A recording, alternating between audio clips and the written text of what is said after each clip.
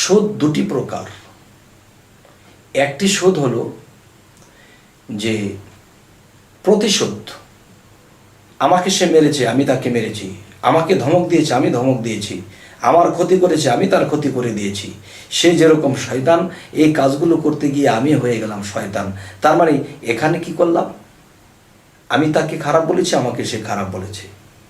আরে এই বুঝটা কেন আসেনি যে আমি তার মাথায় হাত বোলালে সে আমার মাথায় হাত বোলাবে, আমি তাকে খাইয়ে দিলে সে আমাকে খাইয়ে দিবে, আমি তাকে সম্মান করলে সে আমাকে সম্মান করবে।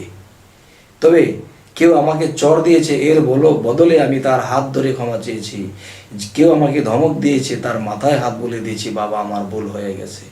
এভাবে যদি যাই তাহলে এখানে প্রতিশোধ নাই, এখানে শান্তি আর শান্তি। তবে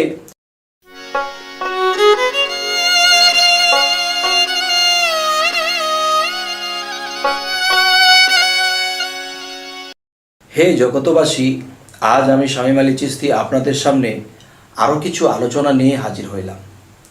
সে আলোচনাগুলো হলো যে এই পৃথিবীতে আমরা এসেছি, জন্ম নিয়ে এসেছি যখন 2 বছর 3 বছরের বয়স ছিল, তখন কিন্তু আমরা বুঝতাম না শোধ কাকে বলে এবং দাঁড় কর্য কাকে বলে। বুঝতাম না বলেই কিন্তু আমরা নিষ্পাপ। আর যখন বুঝতে শিখেছি তখন আমাদের দ্বারা পাপ হয়। যাই হোক, আজকের যে আলোচনাটি আপনাদের সামনে করব সেটা হলো শোধ। যে আল্লাহ কোরআনে বলেছে যে শোধ নিও না, যারা শোধ নেয় তারা দোজখবাসী। একটা আয়াতে আছে, ওয়ামান আদা ফাউলা ইকা আসাহাবুন নারী, যারা শোধ নিতে শুরু করবে এরাই দোজখবাসী।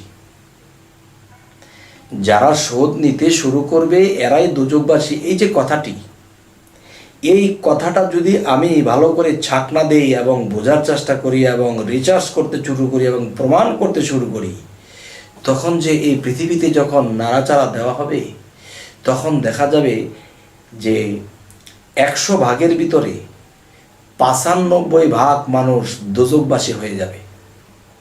কারণ এই পৃথিবীতে শোধের যেই কারখানা, যেই ব্যাংক, যেই বিভিন্ন ধরনের ব্যাংকিং বের হয়ে গেছে, বিভিন্ন কিস্তি বের হয়ে গেছে, তো এতে দেখা যায় শোধ ছাড়া কোনো কথাই নেই। তাহলে বোঝা গেল যে 95 ভাগ মানুষ, 100 ভাগের মধ্যে 95 ভাগ মানুষ, যে 95 ভাগ মানুষ জাহান্নামের দিকে যাবে এবং 5 ভাগ মানুষ জান্নাতের দিকে যাবে। তবে আল্লাহর কথা অনুসারে, কোরআনের আয়াত অনুসারে, যে ওয়ামান আদা ফাউলা ইকা আসাহাবুন নারী, যারা শোধ নিতে শুরু করছে তারাই দোজখবাসী। তাহলে এই পৃথিবীতে 95 ভাগেরও বেশি হবে মানুষ শোধ নিয়ে জর্জরিত। একটা বাড়ি করবে, শোধ লাগবে, সুদে টাকা লাগবে। একটা ইন্ডাস্ট্রি করবে, একটা মিল ফ্যাক্টরি করবে, শোধ লাগবে। তাহলে দেখা যায় সকল স্তরের লোকেরাই শোধ নিচ্ছে, দিচ্ছে। আর এর মধ্যে 5 ভাগ মানুষ তারা শোধ নেয় না, শোধের ধারে কাছেও যায় না। তারা কারা? যারা মূলত বাড়িঘর ছাড়া পাগল ফকির আল্লাহর ধ্যানে পড়ে আছে। বিশেষ করে এরা কিস্তি নেয় না, বিশেষ করে এরা লোন নেয় না। হে জগতবাসী, তো সামাজিকভাবে বাঁচতে গেলে, বাড়িঘর নিয়ে, ফ্যামিলি নিয়ে, সমাজ নিয়ে বাঁচতে গেলে, ঘরবাড়ি করতে হলে লোন নিতে হবে। লোন ছাড়া যদি একটা 10 তলা বিল্ডিং কেউ করে, তাকে কৈফিয়ত দিতে হবে, এত টাকা তুমি কোথায় পেলে? যাই হোক, সেদিকে গেলাম না। এখন কোরআনের আইন অনুসারে, আল্লাহর কথা অনুসারে, যে ওয়ামান আদা ফাউলাইকা আসাহাবুন নারী, যারা শোধ নিতে শুরু করবে তারাই দোজখবাসী। তাহলে শোধে জর্জরিত 95 ভাগ মানুষেরও বেশি, 5 ভাগেরও কম মানুষ এটা জর্জরিত নেই। তো আজ এই কথাগুলো বলতেছি যে আমি যে সমাজে বাস করি, দেখা যায় আমি যদি একটা বাড়ি করি তাহলে আমাকেও লোন নিতে হবে। আর লোন নেওয়া মানে আমাকে শোধ দিতে হবে, নিতে হবে। হে জগতবাসী, আজ আপনাদেরকে এই কথাগুলো বলেই শেষ করব না, আরও একটি কথা বলবো। সেই কথাটি হলো শোধ দুটি প্রকার। একটি শোধ হলো যে প্রতিশোধ। আমাকে সে মেরেছে, আমি তাকে মেরেছি। আমাকে ধমক দিয়েছে, আমি ধমক দিয়েছি, আমার ক্ষতি করেছে, আমি তার ক্ষতি করে দিয়েছি। সে যেরকম শয়তান, এই কাজগুলো করতে গিয়ে আমি হয়ে গেলাম শয়তান। তার মানে এখানে কি করলাম? আমি তাকে খারাপ বলেছি, আমাকে সে খারাপ বলেছে। আরে এই বুঝটা কেন আসেনি যে আমি তার মাথায় হাত বোলালে সে আমার মাথায় হাত বোলাবে, আমি তাকে খাইয়ে দিলে সে আমাকে খাইয়ে দেবে, আমি তাকে সম্মান করলে সে আমাকে সম্মান করবে। তবে কেউ আমাকে চর দিয়েছে, এর বদলে আমি তার হাত ধরে ক্ষমা চেয়েছি। কেউ আমাকে ধমক দিয়েছে, তার মাথায় হাত বলে দিয়েছি, বাবা আমার ভুল হয়ে গেছে। এভাবে যদি যাই তাহলে এখানে প্রতিশোধ নাই, এখানে শান্তি আর শান্তি। তবে শোধ টাকা বা ধন সম্পদ দিয়ে। আরেকটি শোধ হলো কি, যে প্রতিশোধ।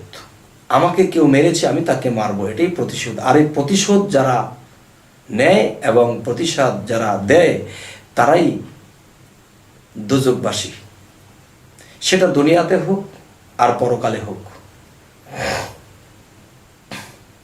যেমন আরও একটি বিষয় হলো, সেই বিষয়টি হলো যে শোধ। এই দুনিয়াতে সমাজ সংসার নিয়ে বাঁচতে গেলে এটা লেনদেন করতে হবে।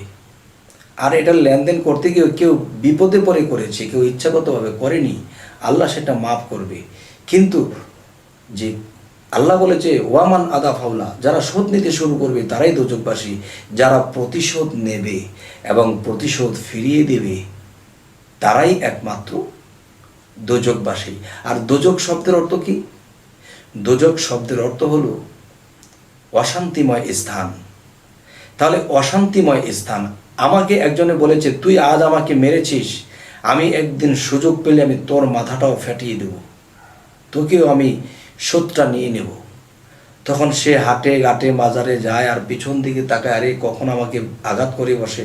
তার ভিতরে একটা অশান্তি, আতঙ্ক, স্বাধীনতাভাবে হাঁটতে পারে না, পিছন দিয়ে কেউ নাকি আঘাত করলো। তাহলে সে শোধ নেবে বলে সে অশান্তিতে আছে। আবার সেও অশান্তিতে আছে যে কোন দিন তাকে মারবো নাকি আমাকেই আবার মারে। এটাকেই বলা হয়েছে অশান্তি। আর অশান্তিরই আরেক নাম হলো দোজখ। এই জন্য বলা হয়েছে যে যারা শোধ নিতে শুরু করবে তারাই দোজখবাসী। হে জগৎবাসী, জ্ঞানী গুণীদের কাছে আমার এই কথাটি ভক্তির সাথে বলা হলো। যদি আপনারা বুঝে নেন আলহামদুলিল্লাহ, যদি না বুঝেন তাহলে কমেন্টে বলবেন, আমি বোঝার চেষ্টা করব এবং বুঝিয়ে বলার চেষ্টা করব। তবে আমাদের এই চ্যানেলের কথাগুলো যদি আপনাদের ভালো লাগে তাহলে অবশ্যই সাবস্ক্রাইব করুন, যেন নতুন নতুন ভিডিওগুলো আপনাদের সামনে পৌঁছে যায়।